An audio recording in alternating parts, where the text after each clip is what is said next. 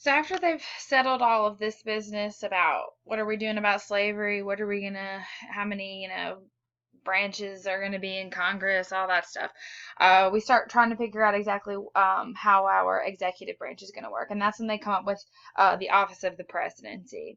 So they want to make sure that they're able to balance the power between Congress and the president. Remember, we don't want to do what we've done in the Virginia plan. We don't want the legislative branch to be the centerpiece of the government. We want every piece here in this plan to be equal, like we have today. That was the goal. So we've got to make sure that we give the president the ability to balance that power. But they don't want to give the president too much power, right? Because what are we afraid of? A king. We don't want another tyrant, a dictator. We don't want to give anyone too much power. So that this balance here is very important. So they decide that the state legislatures would choose electors, and they would all be in a group called the Electoral College, and the Electoral College would vote on the president. Now, today, the people choose the members of the Electoral College, and then the Electoral College goes and votes for the president, so the people sort of choose the president. It's just sort of one step removed. The idea behind that was the founding fathers had a very big fear of what they called, or what Thomas Jefferson actually called, sort of like this uneducated majority. They were afraid that we would eventually get to a place in history where most people weren't educated on current events and political issues, and they would vote for someone who wasn't actually qualified for the position. So it is the Electoral College's responsibility to sort of check that vote and make sure that they're actually voting for someone who's qualified to be president. I hope that sounds familiar, right? Because that's sort of a situation we have going on right now.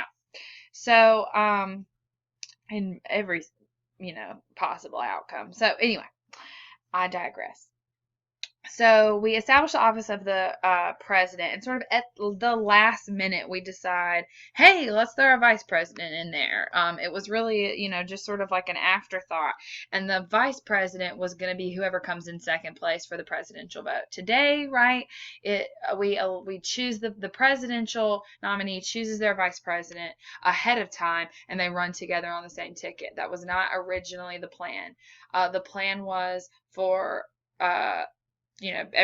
people to run for president. The winner becomes president. The second person, the runner up, they become vice president. So it's essentially a worthless job, right? The only thing the vice president does is vote if there's a tie in the Senate, and then they are the president. If for some reason the president is not able to perform his job and serve his role, which is rare. So the vice president is really a useless job, but pays quite well. So sort of the dream gig, if you ask me.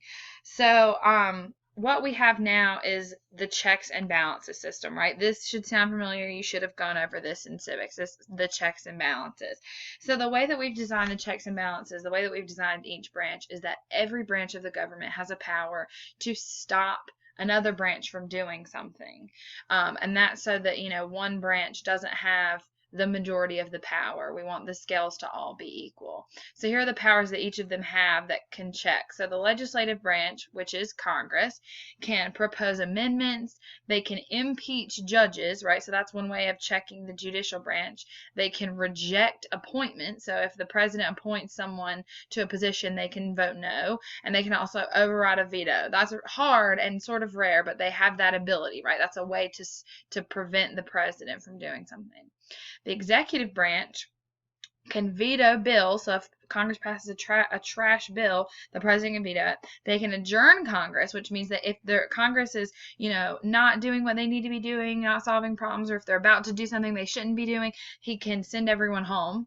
And he also is the person who appoints judges. Like right now, right, we have a vacancy on the Supreme Court because of Justice Scalia died. So we're waiting on either President Obama or our next president to nominate. President Obama did just nominate someone, but Congress has to approve that appointment, right? That's part of the checks and balances, rejecting or approving the appointment.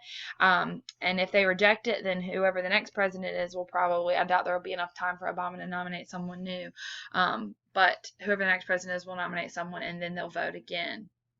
The judicial branch can declare laws and presidential actions unconstitutional. So that's really sort of the easiest, most straightforward check and balance of them all, right? If Congress passes a bill that they don't think is good, they can just say it's unconstitutional. If the president does something that they don't think he's allowed to do, they can just say it's unconstitutional.